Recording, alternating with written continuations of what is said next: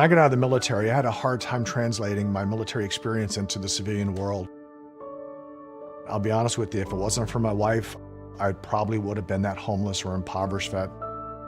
But it can be easier with the right support. I'm Mark Casper, and I'm the Executive Director of Tech4Troops.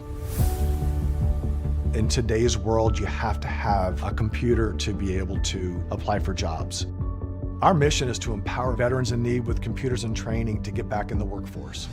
Here at Tech4Troops, we're here to push you forward to get you back to where you want to be in life.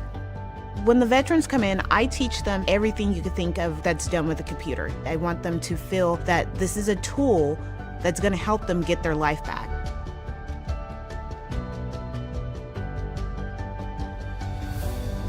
I went into a kind of a deep depression.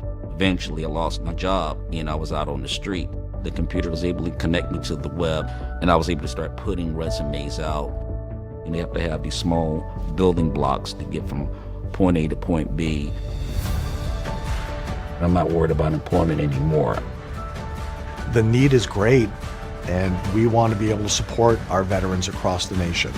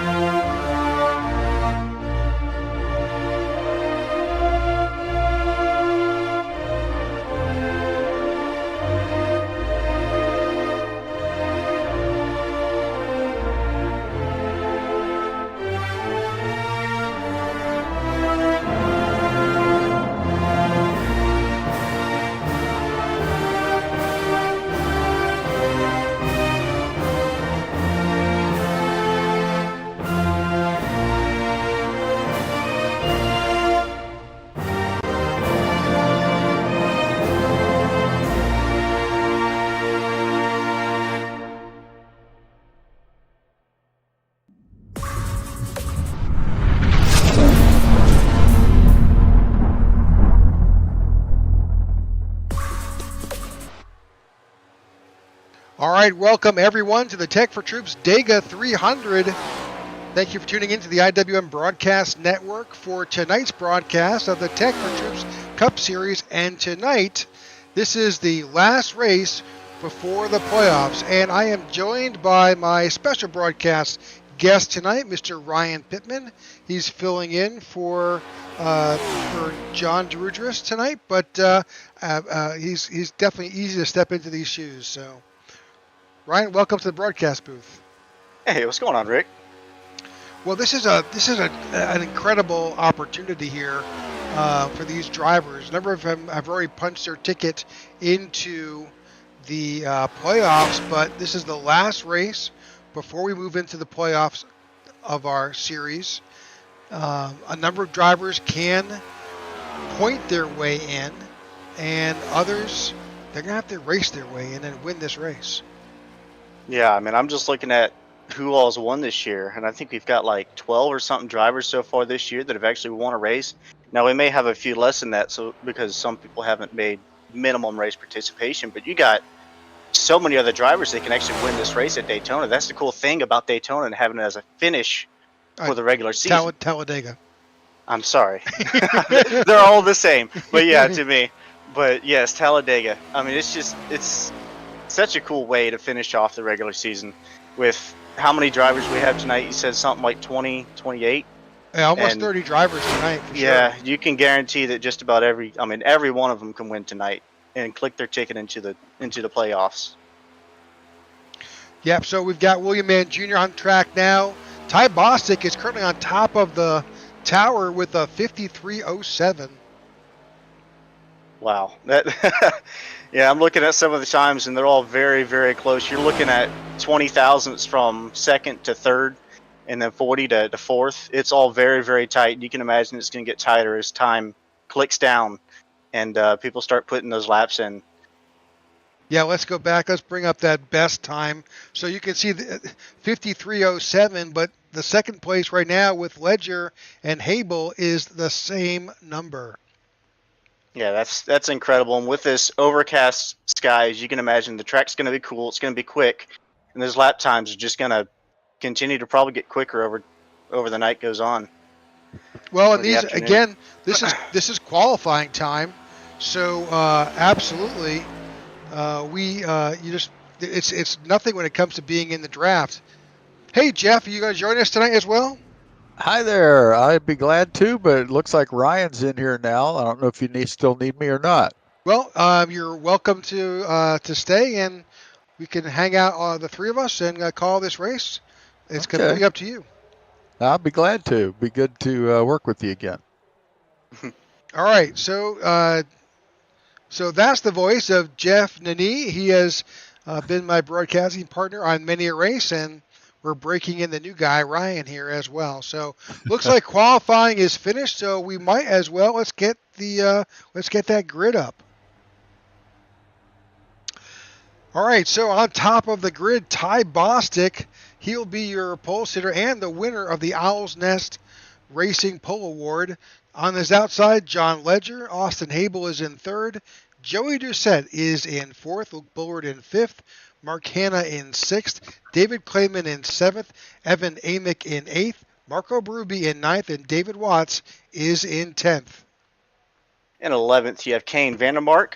Zach Ward in 12th. 13th, we have Willie Mann Jr. 14th, Bradley Previtt. 15th, Philip Vandertwick. 16th, Matt McComas. Always great to see him in there. Pete Woodrum, 17th. 18th, Alonzo King Jr. 19th, Jesse Vaughn. And 20th, Harley Barletta. In that 21st spot, you've got Chris Worrell. Alongside him in 22nd, Charles Van. Followed in the next row by Samuel Harrell in 23rd. Ryan Pittman in 24th. In the booth, yeah. That's right. How are you going to do both, Ryan? You're going to be the on-track broadcaster. I'm sure that number's going to drop pretty quick. Cody Sturgill is in 25th. Sean Schudeman is 26th. Christoph Hall in 27th. Ryan Walter, 28th. Ian Ogden in 29th. Dan Withers in 30th. And Maurice Burnett in 31st in that 88 car. All right, so that's an absolutely great turnout tonight for these drivers. We're looking forward to getting underway here. Let's see if we can get a better shot of this grid.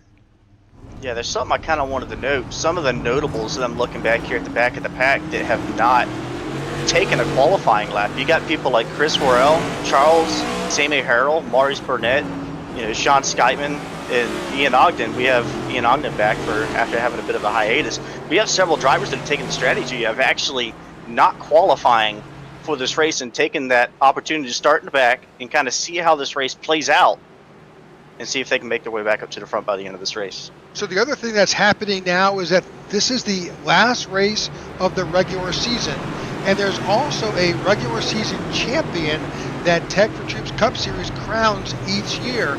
And right now, they happen to be teammates. Ty Bostic and Luke Bullard are only 7 points apart on the top of that list. The next guy down can't even, if they win this race, they cannot catch them. So it's a battle of teammates for the regular season championship. And look where the two of them are. Ty Bostic right there on pole. That should be 1 point, I believe, automatically for Ty Bostic. So I think it's, 8 points now? But then you have That's Luke right. Bullard right there in 5th. So you get the two of them racing for that season championship, and they're right there 1st and 5th. I love it when you get such a close result in the championship battle. It makes that whole race interesting because you can get down to the very last lap before you know who's going to win this championship. All right, we'll also take a quick look at race info before we get underway. We're about to go green. 110 laps. It's 95 degrees on the track, 73 degrees weather. It is overcast, 60% fuel. They do get one fast repair this time. You know, I'm looking at it. I think it's probably about 20 laps per tank of gas. So we'll probably be looking at them coming down. I don't know if people will try to pit early here. Granted, if we go green so we have to pit. But yeah, we got about 20 laps of fuel. How many sets of tires do we have, Rick? I think that's 5. Green flag. We are now underway here at Talladega. Good start. They've got that inside line, got the momentum there at first, but I bet you we see that outside line catch up really quick. The number Austin 6 Hable car, jump up. He says, "I see him coming. I'm getting up there." So who do we have up front? Look at that. We got Ty Bostic and Luke Bullard.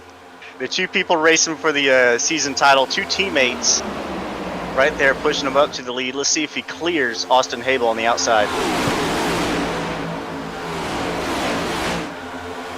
You know, this model, at this point in the season is not like it used to be. This car is there's already a wreck in the back. Whoa, the one around Pete Woodrum, I see, is around. Yep. Locks it down. All right, Pete Woodrum was involved in that wreck. Not sure who else got caught. Sounds like maybe Ryan Walter may have clipped somebody. All right, let's take a according look back to the at radio that. Scanner. Let's try to see what we can see. And so you can see the number 1 of Pete Woodrum right there. Brad Previs, the 91, coming up behind. Whoa, Ooh. I think it started with It might have possibly started back Dan behind Withers. Matt. Wait, I'm sorry. Not Dan I Withers. saw Matt McComas back there at the back, think but I it don't was know if it Matt started back McComas. behind him. Let's back it up just a little bit here. Nope, there's nobody behind Matt. Let's play it out and see what happens. Oh, they check up in front. Oh yeah. And then I bet Bradley Previtt probably checked up for that stack of them. Matt just had no idea they were checking up in front of him.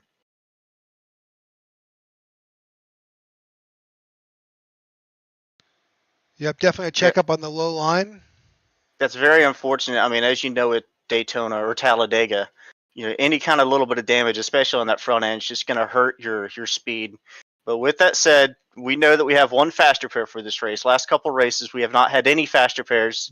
We've had to run with what we have. But this race particular, Elliott decided to make the executive decision to have one fast repair in their pits. So I'll be kind of curious to see if anybody needs to use that now. I wouldn't think so, but we'll just have to see. I think that's a great decision to do that in this championship battle so that somebody doesn't get taken out, like this case, like an early lap accident, no fault of their own. And at least they have one recourse where they can get back into the action. So just so you're all aware, we've got a significant amount of drivers who are adopting that pit anytime the caution is out. So we saw about half the field come down. John Ledger, Joey Doucette, Evan Amick, Matt McComas, Ian Ogden, Christoph Hall, Brad Previtt, Pete Woodrum, Charles Van Scoik, Semi Harrell, Cody Sturgill, and Maurice Burnett all came down pit road. And based on the times, it was fuel only. Yeah, that's interesting. I've heard some people talk about as this race goes on, those cars are going to get squirrely, and you're going to really have to worry about staging out those tires to where you have good tires at the end, because when you start getting to the end, you're pushing hard and going for that win. You're definitely going to want that rear end security for sure. So I'll be kind of curious to see who stages out their tires properly and doesn't use them up too early on in the race. All right, so let's take a quick gander. I know you guys in the booth can't see this, but I'll do my best to narrate. So right now, from a point standpoint, you've got the guys who have already punched their ticket in. That's Alonzo King, Ty Bostic, Luke Bullard, Jeff Nairn, Ryan Pittman, Harley Barletta, Sammy Harrell, Joey Doucette, Sean Skytman, and Charles Van Skyke. They've all made it in on a win. William Mann Jr. is at 407 points. Christoph Hall, Mike Slagter, John Ledger. Those guys will probably point themselves in. David Clayman, Maurice Burnett, Mark Hanna, Zach Ward, even Ian Ogden, they're all close. Yeah, it's very close, and things can happen so quick here. I mean, you're talking about first place to 20th place in a matter of seconds, half a second, if you're at a place like that. And one thing I wanted to note is we may have that one fast repair, but we still have the 10 incident points that we have implemented later on in this season for a black flag, and then you have the 20 incident point disqualification. And the thing that I was thinking about preparing for this race was those can add up quick even if you don't have any kind of contact. Like me personally, whenever I race this early on, I like to be on the inside. That way if there's an incident in front of me, I can dive right down through that grass and try to avoid whatever I can while the carnage happens above me. But guess what? You go down to the grass and that's a 1X automatically. Yep. Yeah. Yep. That's right. So those can add up quite quick even if you have no damage to your cars, you have not made any kind of contact with anybody else. And these cars on this track are just a little bit squirrely. We had a fun race last night at Talladega with some of these same guys. And boy, when you got into a pack, the cars were tough to handle. They were a handful. Well, the other thing to consider, going back to Ryan's point, is that you wind up with 10 incident points. If you wind up with a black flag, you're probably serving that by yourself. Yeah, and that's huge. And that's huge because you're not going to have a drafting partner when you come out, and unless it's timed perfectly, you will absolutely get run over by the pack and wind up a couple laps down. Yeah, Well, you'll it have looks to like really be on your toes. Looks like we are about to go back to green flag racing. The lights are off on top of our pace car. Just barely got underway here at Talladega before an incident brought out by some contact caused us to have our first caution tonight.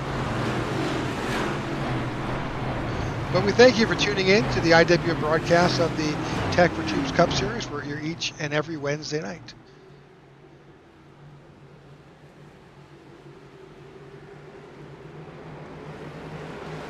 Yeah, I'd be kind of curious to see if these guys really try to stack up for this restart, or if they again kind of take it easy here. Looks like the front pack is pretty stacked up, and the back maybe kind of leaning back just a little bit to try to get a run. There's But, definitely there's some really David Clayman, a yeah, mess, that's odd. Wow. mess at the restart. Yeah, if we get a break, we'll go back and take a look at that. It looks like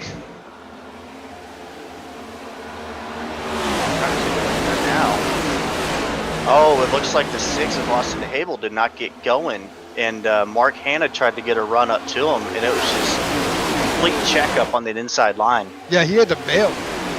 Yeah. I don't know if Austin tried to go late in the box, or if he was waiting on the green flag or what, but that was really odd. That's something you definitely have to look for here. Yeah, this is not the place to miss a shift on a restart. Fortunately, with these sequential gearboxes, it's a little bit easier to not miss a shift like that, but it can certainly still happen. You don't flip that throttle right, you can do it. I've done it before for sure. So we're now Ty Bostic is currently leading. You got Luke Bullard, his teammate, right behind. David Clayman survived that restart and is sitting right there in third. The outside, it looks like you have William Ann Jr. I think I saw Philip Vandertwick there behind him. Let's see if that outside line can kind of get moving here. You got Christopher Worrell back there, 4 cars back in that outside line too. He's looking to get back to the front after starting in the back. Well, Yeah, you've that got outside line. yeah, That go ahead. outside line's really organized. The inside line has a lot more cars in it, but the outside line seems to be pretty well tucked up against each other. Well, they were until I said that. Then they start moving around. Well, that's what we've always said about these super speedway races. As soon as we call out who's currently leading, it all changes. Yep. So, Exactly.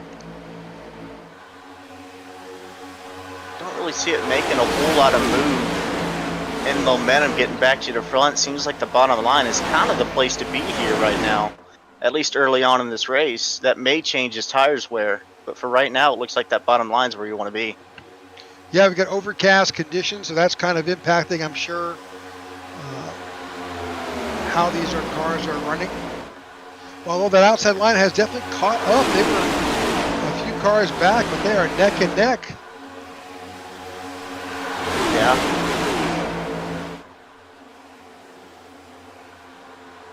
Yeah, the outside line has gained a lot just in that last lap. I thought Luke was going to get shuffled to the middle there. It looked like David Clayman was going to get down to the inside of Luke there and shuffle him towards the middle. That would have been pretty bad for Luke, because early on, I'm sure everybody would have just shuffled him right to the back and get stuck on the inside. William Mann Jr. drops down in front of the 22 and takes over the lead.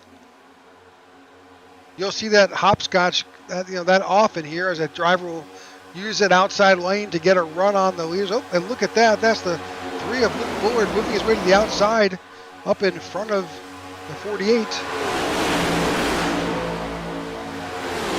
Great move by William Mann.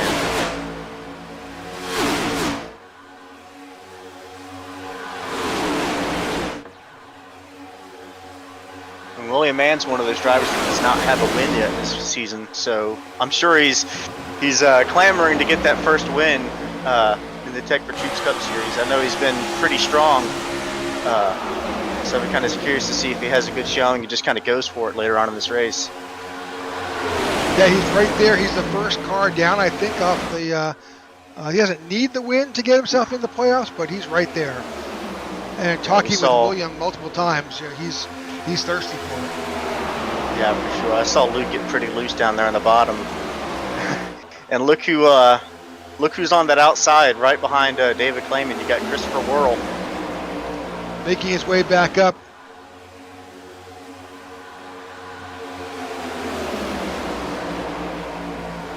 A couple of big movers here. William Mann Jr., he is up 11 spots from his starting position. Chris Worrell up 16 spots from starting. And Ryan Walter in the 49, he's up plus 22 spots. Yeah, Ryan Walter's kind of a newcomer to the series. I don't know if this may be his first race with us in the Tech4Troops Cup Series, so I'll be kind of curious to see what he's got to prove here racing with us. Definitely some close racing. David Clayman is right under the bumper of the 29. You've got to be awful careful with these cars as you bump traffic, especially through these corners.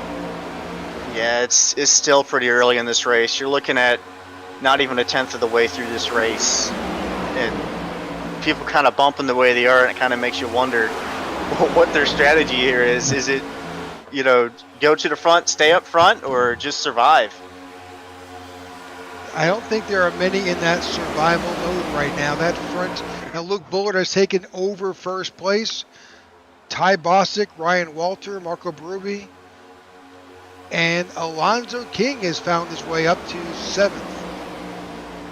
Yeah, I'm kind of imagining that's going to be the strategy of that 3 and 22 car. The two of them are up front, and they, I'm sure, can work together quite well and just keep those two cars up front and don't even worry about what goes on behind you. Taking a look back through the field, this pack here, these cars, they're racing tight together, but there's some other folks in the back. There's a group of 3 or 4 cars trying to make their way back up to the front. I think that's Harley Barletta, John Ledger, Pete Woodrum, and Sean Skytman here. And then back in this group, we've got Christoph Hall, Charles Vandis, Sammy Harrell, Maurice Burnett, Cody Sturgill, Ian Ogden, Evan Amick, Brad Previn, all back there trailing these leaders. Yeah, it's so easy at these super speedways to have multiple races going on all at the same time. We tend to focus up front where most of the action is, but there's some really good racing going on further back. Now these guys seem to be lined up, trying to just stay in a straight line so that they can try to catch up with the guys up front. Speaking of catching up, Alonzo King has now taken over the lead. Chris Worrell, and the 49 of Ryan Walter just blasted their way up on that outside line and took over. Alonzo King goes back up high. Was close. My. Now Alonzo King, he's a pretty good driver here, but speaking with a couple drivers, everybody knows that he's not afraid to make a move here. You know, Alonzo King is no problem sticking his nose into a corner and, you know, making it close. He'll fight tooth and nail to get to that front. Yeah, and we saw a great Jesse example. Vaughn gets wrecking. David yep. Clayman. I saw that happen with Jesse Vaughn got squarely in a wreck back behind him. Looks like we're still green We're here. still green. Looking back, he's there. Whoa. And all those guys that were Once leaning again. back, you know, staying back, single file, now they're all caught up to these guys that were caught up in that incident. Good heads up by them to not run into anybody there. All right, let's go back up front. Alonzo King is currently leading this race. The 49 of Ryan Walters right there. That outside line has Chris Worrell. He's got Luke Bullard and Ty Bosick right there behind him and on his side.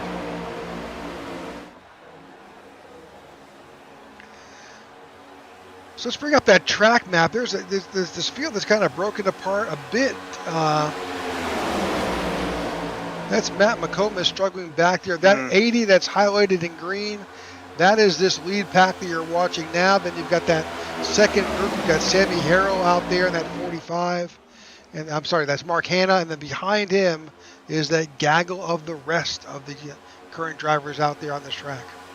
Yeah, and that's unfortunate for Matt. If you remember, Matt was caught up in one of those early incidences right there at the beginning. I'm starting to wonder he has to have some kind of damage on that car that he couldn't keep up with the draft there.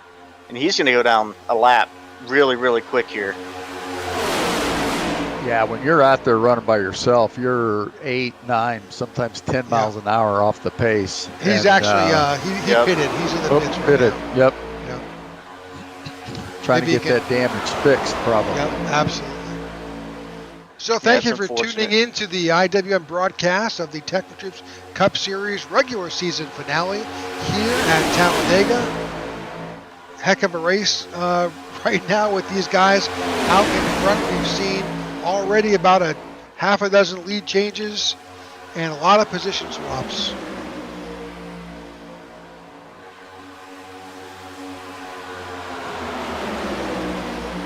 So Alonzo King just kind of backed up. Did he back it up, or did that outside line have such a huge run? I think the outside line had a huge run. I know last night it was very strange because you'd be running along and then one line for whatever reason would just get a huge run, and you'd make up so much ground in a hurry if you could stay together, and then it would die out again. It just sometimes it made no sense. Well, Chris Worrell is currently leading. Ty Bostic and Alonzo. Oh, Alonzo just went to the outside. he sure did. Again, like we said before, as soon as we call it, it'll change.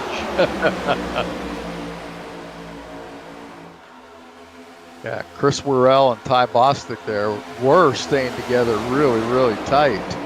Now it seems like Ty has fallen back just a bit. Oh, there goes Chris to the outside, and Alonzo to the inside. Yeah, dumps down to the inside. These guys are getting awful racy for 17 laps in. Makes it exciting, though. Absolutely.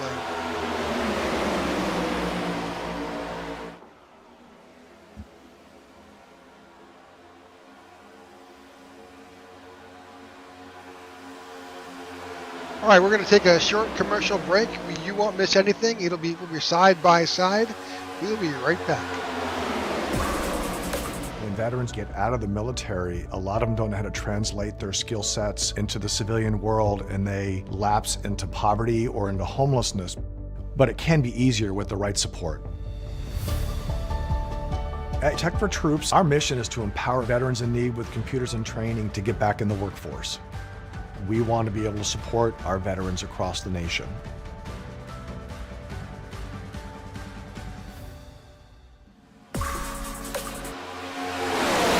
All right, we are back.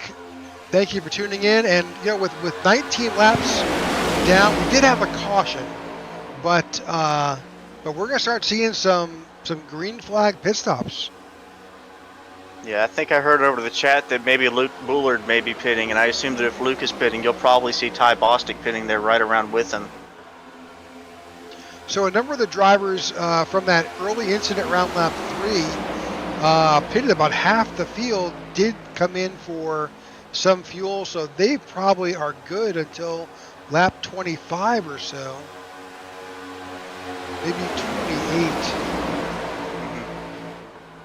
But as Ryan said, about 20 laps is about when you'll see under normal green flag conditions these guys needing to fill back up.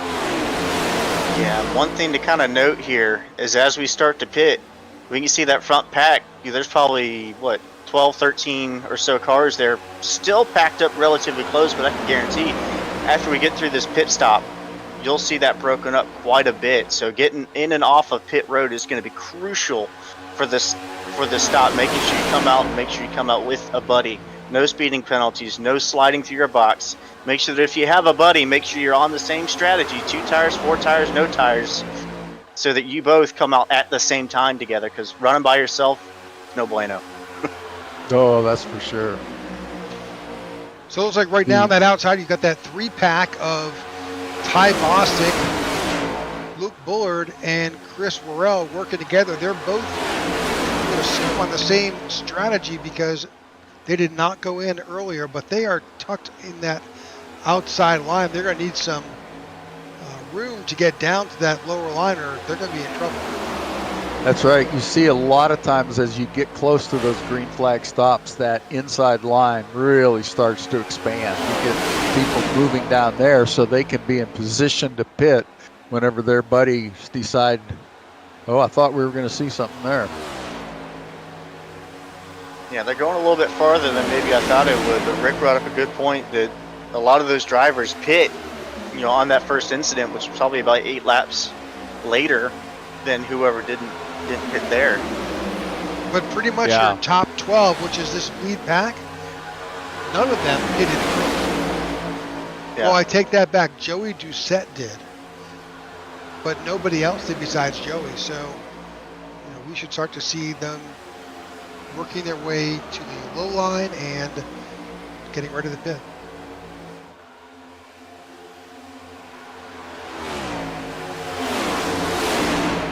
And now that outside line's just not able to Sounds keep like up Alonso's with the pitting. momentum. Alonso is pitting. Here we go. And he may be one of the only ones on this strategy. This is what I was talking about. You only have 3 cars coming down here. And if... That's surprising. So you've got the 49 of Ryan Walter and the 99 of Marco Berube also pitting. At the same time, behind them, you've got Mark Hanna, David Clayman, Brad Previtt, Sean Skyman, and David Watts all pitting as well. Alonso just taking right side tires there, get it filled with fuel, and looks like they're all on the same strategy. They're coming back out together. Yeah, I was kind of worried that, and it looks like still the 49 may be lagging back just a little bit too much. He may not have gotten on and off the pit road quicker, because I don't know if he's going to be able to get back to the 80 and the 99. Yeah, it's going to be close. Yeah. And I was actually worried coming onto...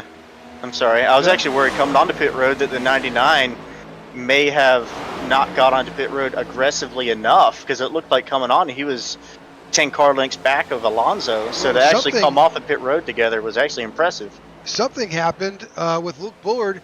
He did not come down, and Ty Bostic is in by himself. Ooh. Yeah, that's painful. That's going to hurt. Again, we're looking at that points battle. Seven positions, that's already gone. That's out the window now. He's got to hope that something happens here and he doesn't go a lap down. Well, and that was a 13.48 pit stop. That's probably more than fuel. He may be able to pick up with Marco Berube there in the back. There comes the big pack. Here's the big pack. Yeah, pretty much the balance. Ward, Bullard, Vaughn, Mann, Vandermark, Doucette, Habel, Vandertwick, Barletta, Ledger, Ogden, Amick, Woodrum. The balance of the field. There is a group still out. And I don't know if you're able to pull up that track map, but I'd be really kind of curious to see how this field is kind of strung out, and if we're missing. Yeah, we see a couple drivers. You see the 22 there. It doesn't look like he has a buddy to pair up with. You got the 37 is Sean Skytman that may not have a buddy to pair up with. That's gonna hurt. That's what I was worried about with this race. Ty is running with somebody. Let's try to find Ty Bostic. He's back in 18. Okay. Yeah, he's got a good group there. Good group with Alonzo King and Marco Berube and Ryan Walters, so he should be good here. Yeah, once there is a group currently on pit road. There's 5 drivers who wind up possibly showing back up once we cycle through, maybe back up to the top 10. And Alonso is on his tail. Yeah, he's going to have a little bit of pink on that back bumper of the 22. And everybody stayed on the lead lap through that exchange, except Matt McComas, who was already 1 lap down. But he's just out there running, praying for yellow right now. He is. Unfortunately, we'll bring it up. I'm not sure exactly how far down he is. Just 1 lap? Just 1 lap according to the live gaming or live timing. Okay. So we're looking at the group of Ty Bostic here, but I believe it's Chris Worrell? Or I see Zach Ward maybe leading this race right now. He is. Zach Ward. Okay. Is and right Jesse now. Vaughn. Yeah, and Chris Worrell right there, 1, 2, 3. And you can see by the track map, it's begun to stretch out a little bit after that first real round of green flag pit stops. And looking back, I'm wondering if the guys behind these first 3, if they'll kind of get it together and stay single file and try to catch those top 3 guys, or if they'll race it out and end up actually hurting themselves in the long run by not being able to catch up to that first pack. That's William Mann Jr., Bullard, Doucette, Charles Van Scoik. These are smart, good drivers. You know, they certainly need to work their way up to catch that lead pack. But then again, there's 80 laps to go. Yeah, so much can happen. One yellow flag, 1 caution period, and all of a sudden they're all bunched up again.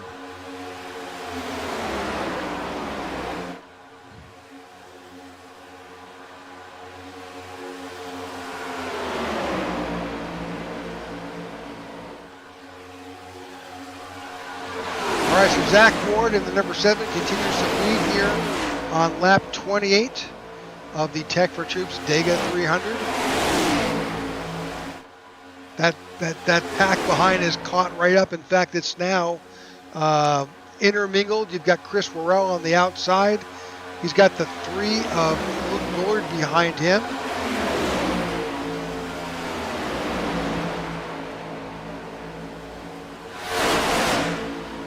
And not far behind is this group. I think there's, let's get that gap up here. So it's about 2 seconds, maybe a second and a half back is that group and pack behind them. Yeah, it looks like they're kind of single file. Hopefully they can kind of push a little bit and get caught up to this front pack again. It's going to be tough. And a couple of good drivers up there leading that pack, so we'll just have to see if they can close that gap to the front guys. You've got Bostic, King, Walter, Berube, Sammy Harrell, Christoph Hall, John Ledger, and Harley Barletta in this second group. Yeah, there's some conversations going on back in that group right now, talking about, just, hey, let's just stay in line. Let's just push each other and catch back up again. Exactly. Well, you can see Alonzo King is right there on the back bumper of the 22. That is the workhorse right there. If you can push that guy ahead, the rest of this pack will follow.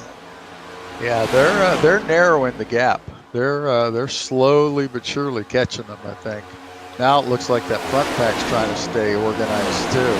Well, where that gap was just over nearly 2 seconds, it's now down to 1 second.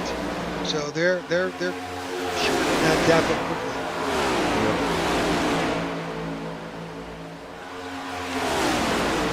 All right, back at the front, Zach Ward is right there. Jesse Vaughn, William Mann Jr., Joey Doucette, Luke Bullard, Charles Van Scoik, Chris Burrell. That's those 7 cars right there.